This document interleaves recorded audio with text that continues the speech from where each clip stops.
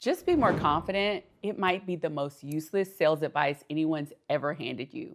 Because if confidence were something you could simply decide to feel, you'd have done it a long time ago. Stick with me and I'll show you the real reason it won't come on command and the single shift that changes how you show up the moment money enters the room. That advice doesn't just fail you, it backfires. You walk into the conversation trying to perform a confidence you don't feel, and the performance is the exact thing she picks up on. The harder you push it, the more she senses something's off. So the sale slips and you decide you're just not confident enough and you brace even harder for the next one. The advice digs the deeper hole. So you quit trying to feel confident. Change what you believe instead, because confidence follows belief and never the reverse. And here's why that order matters so much. Confidence isn't just a feeling you summon. It's the residue of believing something is true. You're confident saying your own name because there's no doubt under it. You're not just being confident, you simply know it. So when someone tells you to be more confident about your offer, they're asking you to manufacture the feeling while skipping the belief that produces it. It can't work. The feeling sits downstream of the belief and you can't paddle upstream. That's the reason every confidence hack fades by the time she asks the price. Power poses, hype playlists, mirror affirmations, they all aim at the feeling, but the feeling was never there, and that's where the problem lives. What you actually change is the identity,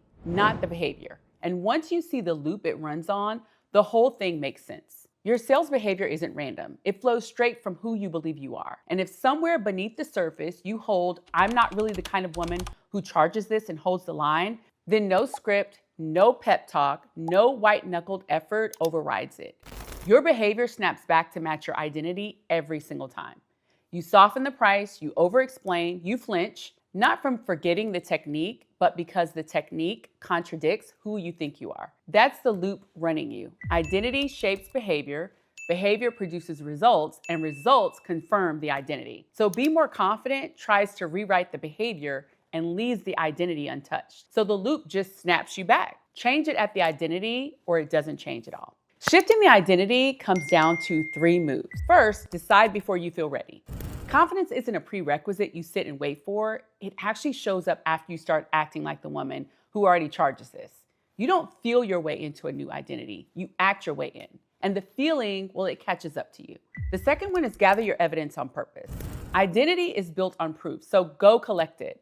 Every client result, every win, every "you changed my business," review it as a habit, not a rescue you reach for on a bad day. You can't believe you're worth the price while forgetting what the work actually does for people. Then rehearse the neutral ask. Say your price out loud, alone, until it sounds as ordinary as reading off your phone number. The aim isn't to say it confidently, it's to say it neutrally. Neutral is what conviction actually sounds like. There's no performance, it's just a fact set on a table. And this holds long after every hack has worn off, for one structural reason. Hacks target feelings, and feeling is weather. It turns over by the hour. Identity, though, it's climate. So once you genuinely shift who you believe you are, when the money comes up, the behavior follows on its own and the white knuckling ends. You stop trying to be confident altogether because there's no longer a feeling to perform. You're just the woman who knows what she's worth and says it plainly. That isn't something you summon before each call. It's now who you are every single day.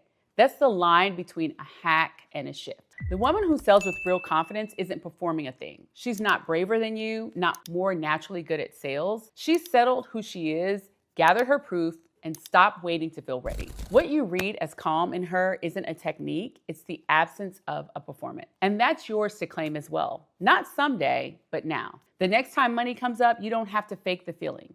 You get to be the woman who has already decided, and you let confidence be what it always was, the byproduct and never the prerequisite. Now, if you've been white knuckling your way through sales calls, trying to feel confident, there is a better way. And I teach it inside my free masterclass, Stop Winging Sales, Start Signing Clients.